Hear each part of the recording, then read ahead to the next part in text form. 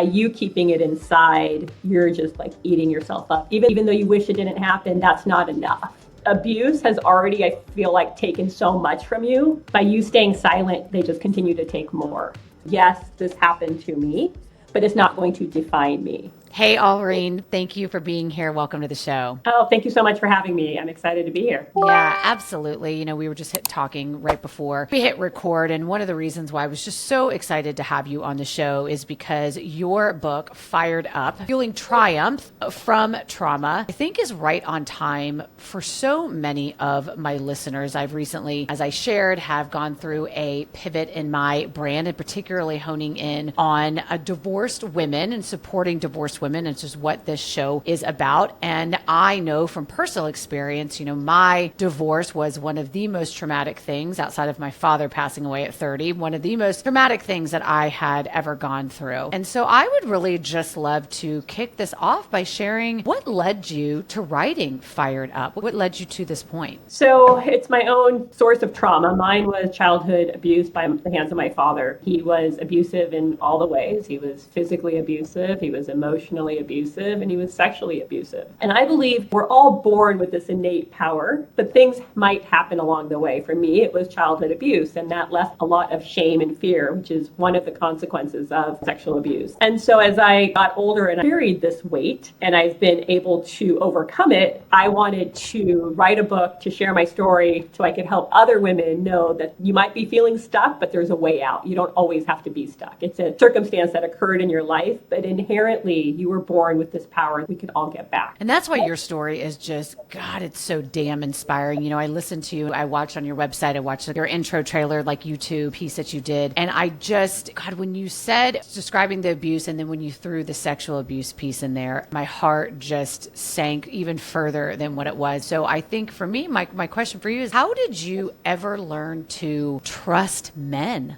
again? I mean, that's what came up for me. Like, what did that even look like for you? Because I can't even imagine what you've been through and that process. I would say a very difficult process. And not even just men. It's just when you have betrayal by your father and like my mom who stayed silent, knowing what was going on, that leaves a lot of, I would say, trust issues. You have a distrust against probably everybody. I would say the way that it's been regained is by developing these wonderful relationships that I did. So I moved out of my house when I was 18. I went to college. That's how I figured out that's how I was going to get out. Nobody had gone to college in my family, and so there wasn't like somebody to look up to. But through school, I learned that people went to college, and if you went to college, you could actually live somewhere else. And so in high school, I focused on that. And when I moved away, I fortunately found wonderful friends, including my husband, who I'm still with. And so I think I did everything possible to push him away, press every button, because there was this complete lack of trust. But I think his love and continuing to be there despite my actions and what I did really built that trust back, has allowed that. Do I still have a kind of a genuine mistrust? I'm a lawyer that represents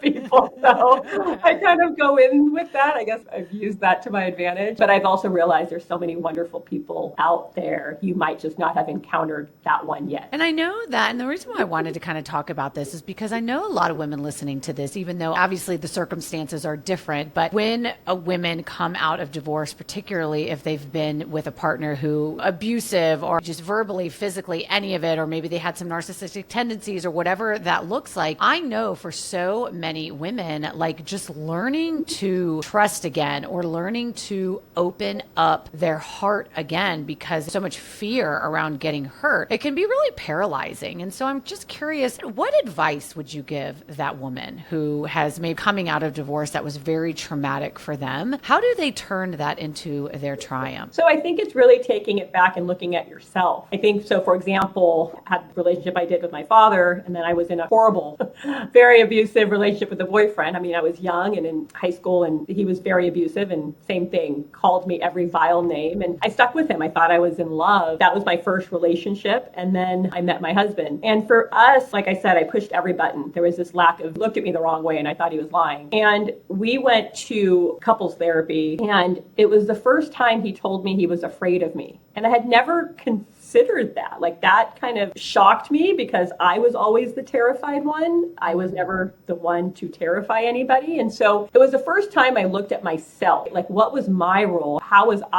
was I bringing to the table? And so I guess to answer your question, I think for women is like, how are you showing up in the world? What are you tolerating and accepting into your life? You might be getting into this type of relationship. What type of relationship do you want? And can you be that person, right? You have to give it to receive it. That's, I think, the first time for myself where I learned my own role in a relationship. I had never thought about it. I blamed him for everything. Yeah. So I have a role as well. Well, and I'm curious, were there particular patterns that you were maybe falling into? Or you said one of the things was to just notice how you are showing up in the relationship, right? Do you notice that women who have suffered from trauma have particular similar patterns that they should pay attention to and how they actually show up in a relationship that they might not even be aware of? I think they're different of what your triggers are. But for me, mine was rage. That was a consistent pattern. I constantly was angry and he saw it the most. If you met me, you would never know that I was an angry person. But him at home looked at me the wrong way and I would lash out. So there was just a lot of anger at him. I would stop talking to him. I would leave the house. I would take off from the car. And it was just a lot of behaviors that at the time, it was him. He was the problem. He didn't show up on time. He said this when he could have said this, or he shut down and didn't respond back. Whatever it may be, I blamed him for all of my actions. And I think just turning around is like, where is this coming from? Why am I yelling at him? Or why am I lashing out? Why am I slamming the door? It wasn't until I started therapy that I realized there was a trigger and it was a PTSD effect, right? Like when I was a child, I had so much anger that never came out. When my father was abusing me, I didn't say anything. I just shriveled up as a terrified kid in the corner. And so now when I think somebody is lying to me or trying to betray me, I lash out at the person. And so that's what I mean about just learning where something might be coming from. First, to have the awareness that one, it's happening. So for me, that couples therapy was the first time I realized that was how I was acting and I was making this person scared of me to say anything. And then it was through therapy that I learned it's from a deeper place, not just because I'm an angry person. It's because of some repressed feelings that didn't come out when they should have. Yeah, absolutely. When we're talking about making change, is that level of awareness. And I'm curious to maybe share this in your book, want to share with the listeners, but what if somebody does start to have that level of awareness? Okay, obviously this is my part. There's some things that I'm doing in the relationship that I need to dig a little bit deeper. Where do they go next? Do you recommend going right to talk therapy? Are there other modalities that you found to be successful, kinds of ways to relieve trauma, somatic healing and family parts therapy and all the things? There's so many different ways, but what did you find in your journey that really moved the needle in your healing journey? There's so many different things that I've tried and different things I think helped in different ways. So for me, therapy, I never thought I needed it. I was like, I can talk to somebody else. Why do I have to go to a therapist? And I started going to therapy. I went to couples therapy because I was trying to mend a relationship, but I started going to individual therapy after I had my daughter. Same thing. I had my daughter and, she was a baby and she wasn't doing anything, but her presence was making me uncomfortable. Seeing her naked or when she was crying, I was uncomfortable and I didn't want that relationship. So that's what prompted me to go to start therapy. And when I got to the therapist, I was like, hey, I want to be a good mom and I'm right now feeling a little uncomfortable. I'll tell you what happened to me when I was a kid. I think that's where it's coming from. We'll do 4 sessions and by the end of it, I'll be on my way. And he laughed because that's not how therapy works. Right. I love that you go in, you're such a lawyer. You go in, you're like, listen, this is how this is going to roll.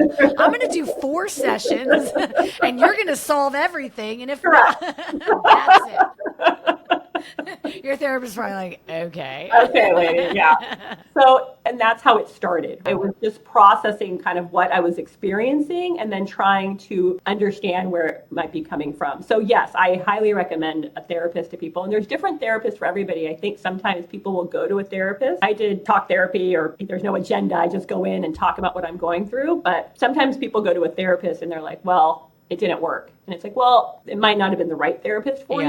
And that's okay. Not everybody's the right fit. And so I think therapy is a great place to start. I also think if you're not ready for therapy, like just journaling, I think journaling is a great avenue, kind of let out what's going on in your mind. Because I feel like sometimes when we're stuck, we kind of have these repeat thoughts and either we try to press them or say, we're not going to think about it, or I'm going to think positively and not think about it. And it's like, that's not really possible. It just ruminates in there. And so I think journaling is a great way, if you're in those initial steps just to get it out, just to get out whatever you're thinking about, experiencing in your mind. Yeah, absolutely. Well, let's talk about getting it out, though, because I know one of the things that you talk about is really the cost of silence. And there's so many women who are suffering in silence as it relates to abuse and discrimination. There's a lot of shame around that. And so what would you say to the woman who is suffering in silence and just afraid to say anything for what's happened? So the only person that you're hurting by staying silent is yourself. You can't hurt anybody because you're coming out telling your story. You're not traumatizing somebody else because you're telling your own story. By you keeping it inside, you're just eating yourself up. Even though you want it to go away, even though you don't want to think about it, even though you wish it didn't happen, that's not enough. You have to let it out so you can accept what happened, and then you'll be able to move on from it. And that was a really hard lesson for me to learn. My childhood abuse by my dad, there is a lot of shame, just like there is for other people when they experience some sort of sexual assault or abuse or discrimination. And the natural tendency is, I'm just going to move on. Things are going fine for me. I'm busy at work, or I have a family, and I don't need that happen. I'm just going to move on. And you continue to repress it. You push it down. And the thing is, the body hasn't forgotten. So you might have other ailments, things, physical symptoms might be coming up. Your mental health might be affected. Until you start getting it out, it's going to continue to eat you up inside. And the way I learned this, it took me a lot of years actually to get to this point. So I had a lot of physical ailments. I suffered from ulcers, and they just wouldn't go away. And I would go to my GI doctor, and she would constantly tell me, like, Alreen, you need to feel your feelings. And I could not for the life of me understand what she meant. It was driving me crazy. I was like, what are you talking about?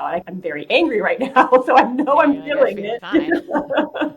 It's like a basic human emotion, and you're so out of touch with it that you don't even know what it means. And what she was trying to get at is feeling what I felt when I was being abused, right? I didn't want to go back to that place, but I needed to feel those feelings, and that would get me further ahead. And so she recommended I go to this energy healer who did inner child work. And inner child work is taking you back to a place where the adult self can tell the child she's going to be okay. And that for me was really pivotal because it was the first time this energy was released. And because I went back to that place, I accepted what happened, and my ulcers went away. And I know that's, for me, it was hard to comprehend. You're like, how did that relate? But it's because your body keeps score. Just because you want to forget it doesn't mean your body has. So like people who have autoimmune disorders or GI issues, like there might be something deeper there. And so if you want to heal yourself from these things, not even just mentally, but on a physical level, you got to get to the root of what happened. Writing a book isn't somebody's first step to do, but it took me a lot of years. It started with journaling, get out what had happened, and then I moved on to therapy. And the book was really because of the fact that I had all these women coming into my office, and I kept seeing how hard it was for them to stand up, but they didn't see any other option. They wanted to be out of the situation they were in, and the way they did it was by standing up for themselves and letting it out. And now I've seen it for hundreds of women that I've represented. They're always better off by standing up for themselves and speaking out. They're never worse off, but that's what brings their power back. They stood up for themselves, they let it out. The abuse has already, I feel like, taken so much from you. By you staying silent, they just continue to take more. And that's why I think it's really important to speak out about it. I think one of the things that came up for me when you said holding it in, you're only hurting yourself. You're not going to be hurting anybody else by sharing about it. And I imagine some of the listeners might be feeling is, okay, but what about my kids? What is your advice to a mom who is coming out of a divorce, who's experienced abuse at the hands of their kid's father? And there is a level, I think, why a lot of women stay silent about some situations is for protection of their kids. Now, sooner or later, the kids usually always find out. But I'm just curious, what is your advice for a woman on how to navigate that? Not staying silent, but also being protective of their children. I'm the youngest of 10 kids. And so when I came out with my book, not everybody was really happy about me sharing the family secret. And there was this level of protection. You needed to protect the family secret because what are people going to think? And there was the level of, for my clients, there's also that wanting to protect at times even the abuser. If I let this out, how is this going to affect his wife and his children? children and his reputation. And there's so much of that, not even just for people's kids, but they think about it, their extended family, or they think about it even for the abuser. And I always go back to the protection at what cost? Protecting whoever it is you're trying to protect is at a cost to you. And so I have a 12-year-old. She asked me when she was younger, and she asked me this now, just the other day, actually, like, what's the worst thing that's ever happened to you, Mommy? For her, it was she slipped and fell and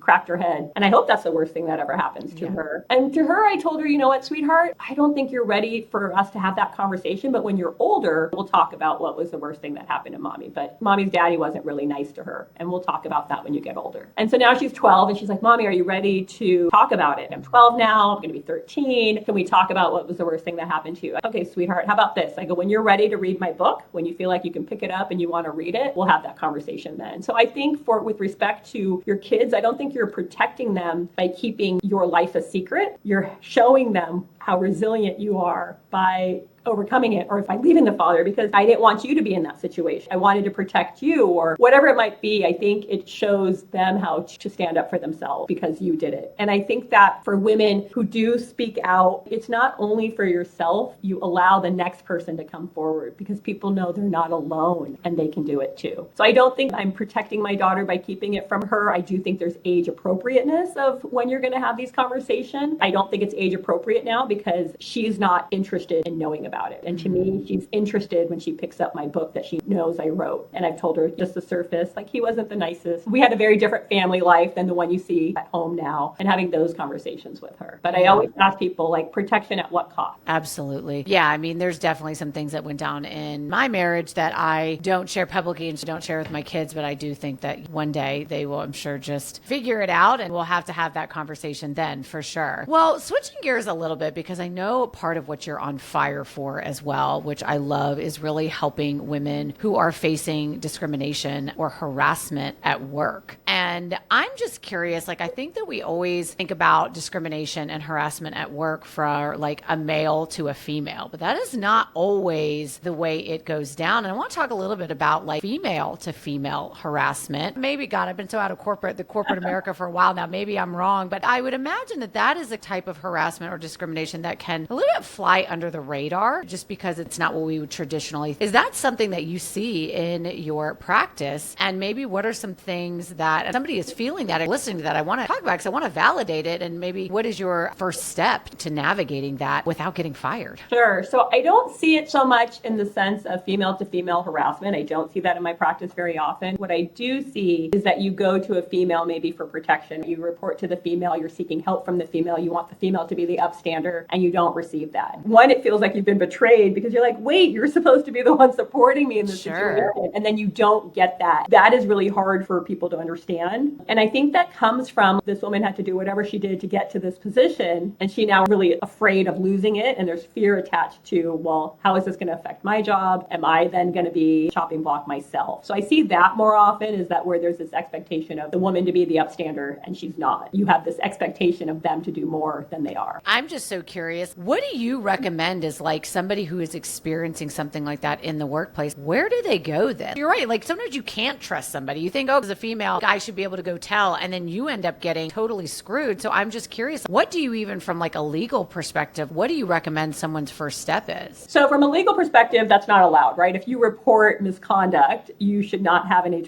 retaliation towards you. Does it happen? Yes. Should it? No. And so my first step is always to write it down. Either send yourself an email to yourself. You want to take some sort of contemporaneous notes as to what's going on if you're not ready to report it yet. So notes to yourself, emails to yourself about what's going on, what the conduct was. Then when you're ready, I always recommend reporting it internally to the company. And so the first kind of level is either your manager, and if that person isn't safe, then it's the person in HR. If that person in HR isn't safe, somebody above that person. And making the report in writing, recognizing, yes, there may be consequence to it. And that's the thing. People are really trying to not rock the boat, I would say, but it comes to a point where they can't take it anymore. That's when people are like, I got to say something because I need this to stop in order for me to do my job. That would be my recommendation. Tell yourself first, and then you do need to report it to see if the company takes action, because that is their duty, is to not to stop that behavior from occurring. Yeah. And so at what point does somebody need to hire a lawyer? lawyer? Is it at the very beginning they should just do it? Or once they decide to tell somebody they should hire a lawyer, when in the process should they do that? Well, I always think it's good to call a lawyer just to know your rights. Like knowing your rights is so powerful about what's allowed or not allowed in the workplace. I think knowing your rights of what a company should do or not do is really powerful. So I always think you don't even have to hire a lawyer, just get some legal advice. I always think is smart if you're experiencing something in the workplace that you don't think is right. So then you know when you go into the situation of what the company should be doing. With respect to something has happened and should you hire a lawyer, typically most people think, people are hiring lawyers all the time, and that's really not how it works. They really want to avoid the lawsuit. There is this like negative connotation. Well, I'm not a litigious person. I think every single call I get, maybe not 100%, but I would say 90% of the calls, it starts off with, hey, I've never been in this situation before. What should I do? Because they're trying to avoid calling the lawyer. They really are trying to work it out in some way, either by telling the person to stop or, hey, if I just ignore it, maybe it'll go away. And then when that doesn't work, they finally call and they're like, okay, now what should I do? But typically with respect to hiring, like where you formally are ready to file a lawsuit, it's typically if you've been terminated, if you've been demoted, if you've lost some benefit at work, if you're being physically,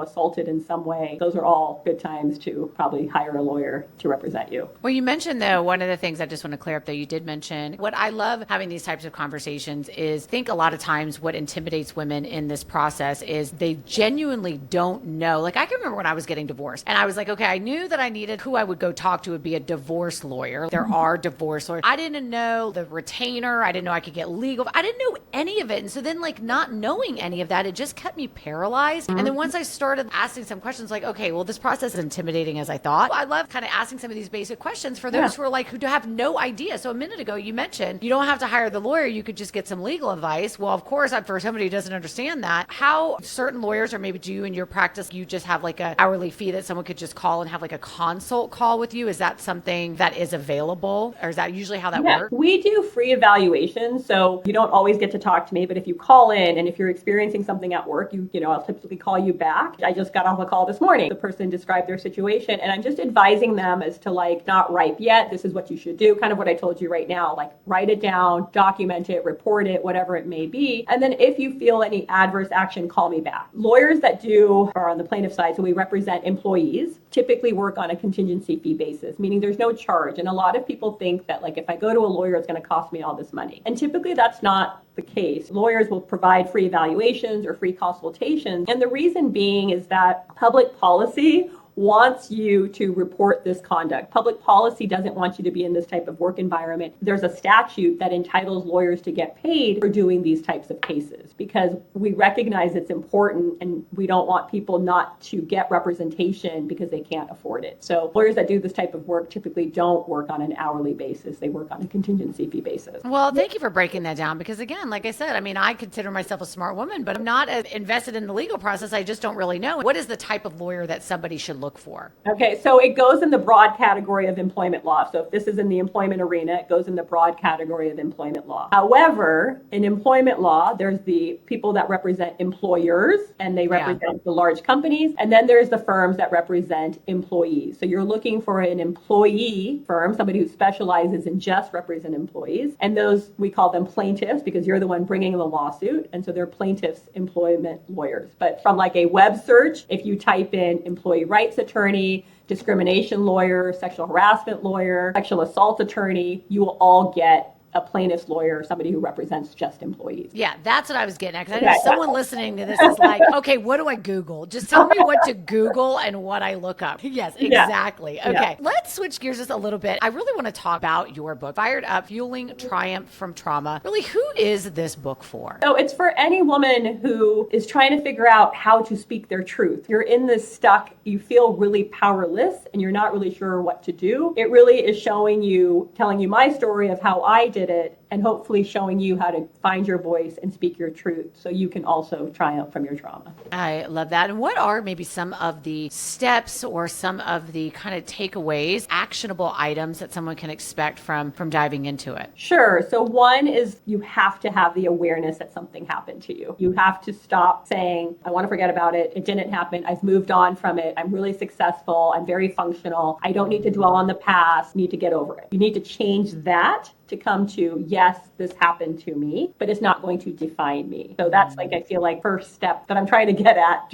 when I'm writing the book. And then the second would be you have to now get it out. Like you have to admit that it happened to you, and now you have to get it out, whether that be through journaling or therapy. You need to start talking about what happened and expressing what's showing up in your life, what consequences you might be experiencing, whether it's constant anxiety or you're really depressed or you're constantly scared. For me, I had this law firm representing women. I wasn't comfortable in my own skin. I didn't feel powerful, even though I was portraying to be powerful. And so how do you feel that where you're like, want to be the person you are when you show up, getting you to that point. And then it's really just about changing your thoughts. Changing your thoughts changes your life. A lot of these self-limiting beliefs that we've created, these negative self-thoughts that you constantly have, how do you change that? And then by changing that, you're able to really live your best life. If you continue to have those same thoughts, you're going to live that same life. But if you change those thoughts to the ones that you want to have, you can live the life you want. And so how do you change those thoughts? How do I stop making this, keep thinking about this?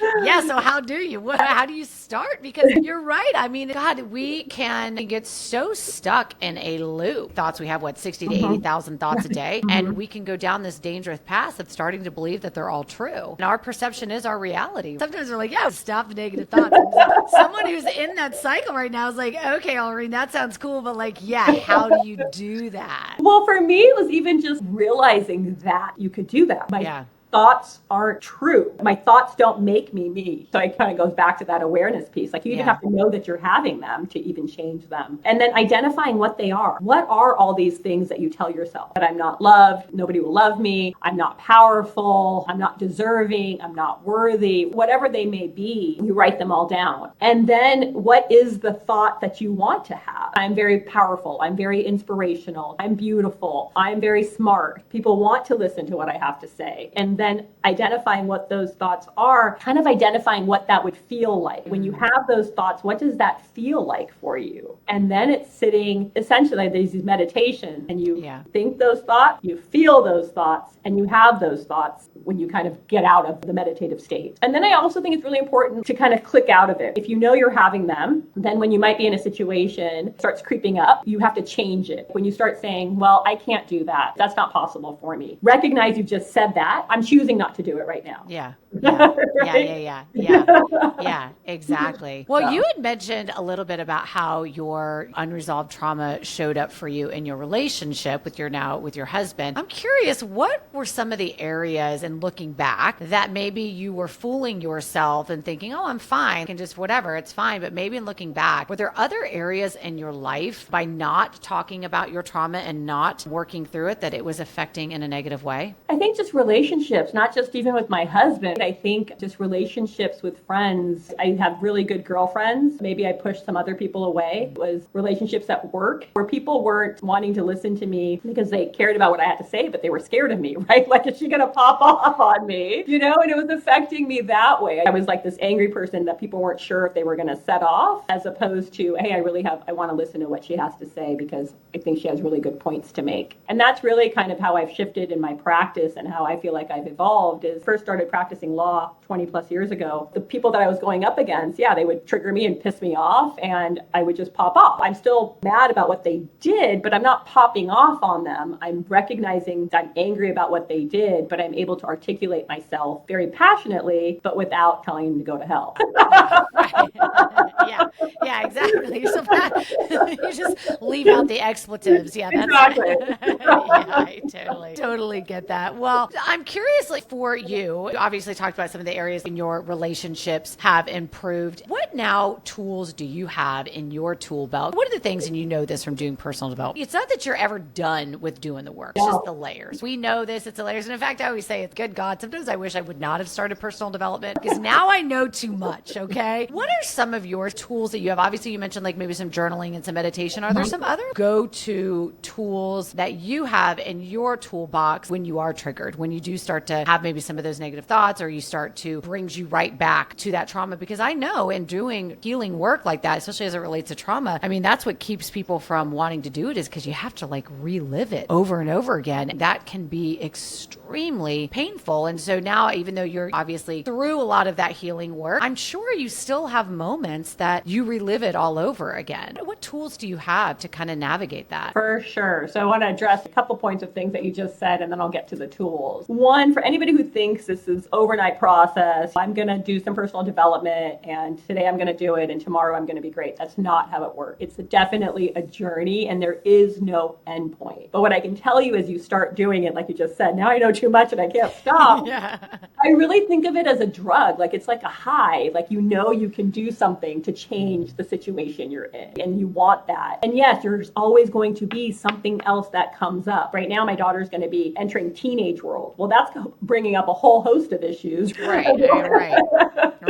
Of the way she talks to me and the things she says, and like to navigate that. Or last year, I had a really tough year. We took guardianship of a 7-year-old boy. And so like those are hardships and life changes that happen, and that's going to continue to happen, and that's going to bring up things. It made me feel like out of control. And so the tools that I come back to when I'm going through something where I'm not feeling my best self, I have to, again, be in the recognition that that's what's going on. My gratitude journal, I would say, is probably one of my biggest things that I go back to. And when I'm in like a not a great spot, it's really sometimes hard to even write the things that I'm grateful for. Even though it's so simple to do, I know. You get there. So I would say the gratitude journal for me is a huge tool because it really does change my perspective to get me out of whatever I'm in. Absolutely. And here's the thing. Oh, gratitude, that's so simple. But guess what? It is so simple, but there's a reason why everybody talks about a gratitude journal. And honestly, my tool is the same tool when I am feeling very out of alignment with just how I want to show up in the world, who I want to be. My